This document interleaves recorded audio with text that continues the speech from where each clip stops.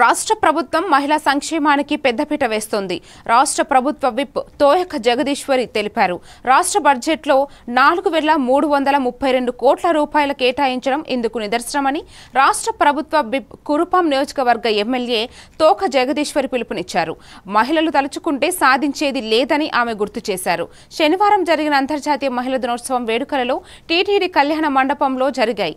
ఈ కార్యక్రమానికి స్థానిక ఎమ్మెల్యే విజయ్ చంద్ర, జిల్లా కలెక్టర్ శ్యామ్ ప్రసాద్ కలిసి జ్యోతి ప్రజ్వలన చేశారు.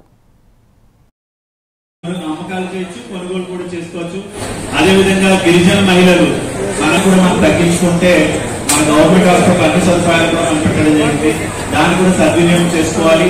సో దీని వల్ల ఏమవుతుందంటే మంచి సమాజం ఏర్పడుతుంది. అంటే ఇంకా లింగ వివక్షత లేదంటే అసమాన మహిళలు అమృతమూర్తులు, శక్తిమంతులు. ఎందుకంటే మీరు లేకపోతే, మీరే లేకపోతే ఇక్కడ ఉన్న మెన్ ఎవరైతే ఉన్నారో మగవాళ్ళందరూ పెద్ద సున్నా. ఎందుకంటే చిన్నప్పుడు మాకు ఎవరు కావాలండి? అమ్మ కావాలి. కొంచెం పెరుగుతుంటుంటే అక్క అవసరం ఉంటుంది, అక్కను ఎవరు అవసరం ఉంటుంది. పెద్ద అయిన తర్వాత భార్య పైన డిపెండ్ అవుతాం. కొంచెం ముసలి అయిపోతే కూతురు పైన డిపెండ్ అవుతాం. అంటే మా జీవితం చుట్టూ మహిళలు చుట్టే తిరుగుతారని మరొకసారి తెలియజేస్తున్నాం మీ అందరికీ. చాలా మంది మర్చిపోతారు, ఆడవాళ్ళు తక్కువ అనుకుంటారు. నేను ఎక్కడా కూడా తక్కువ కాదండి.